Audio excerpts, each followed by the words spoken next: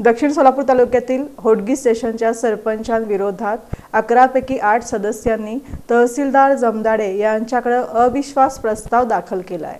दक्षिण सोलापूर तालुक्यातील होडगी स्टेशन गावचे सरपंच जगन्नाथ शिवाजी गायकवाड यांच्या विरोधात शुक्रवारी अविश्वास प्रस्ताव तहसीलदार किरण जमदाडे यांच्याकडे दाखल करण्यात आला होता। होडगी स्टेशन ग्रामपंचायतीच्या 11 पैकी 1 सदस्य मृत असून 10 पैकी 8 सदस्यांनी एकत्रित येत हा अविश्वास प्रस्ताव दाखल केल्यानं एकच खळबळ उडाली आहे। दरम्यान ग्रामपंचायतीचा कारभार करत असताना सरपंच जगन्नाथ गायकवाड यांनी सदस्यांना विश्वासात घेतलं नाही, मनमानी पद्धतीनं काम करत ठरावांची अंमलबजावणी करताना ते कुचराई करतात। दरम्यान माजी सरपंच सुभाष पाटोळे, नसीर कांबळे यांनी सरपंच जगन्नाथ गायकवाड यांच्या कार्यपद्धतीवर आणि मनमानी पद्धतीवर आम्ही नाराज होऊन एकत्रित येत अविश्वास प्रस्ताव दाखल केल्याचं सांगितलं। दरम्यान 27 मार्च रोजी दुपारी 12 वाजता होडगी स्टेशन ग्रामपंचायतीत तहसीलदार किरण जमदाडे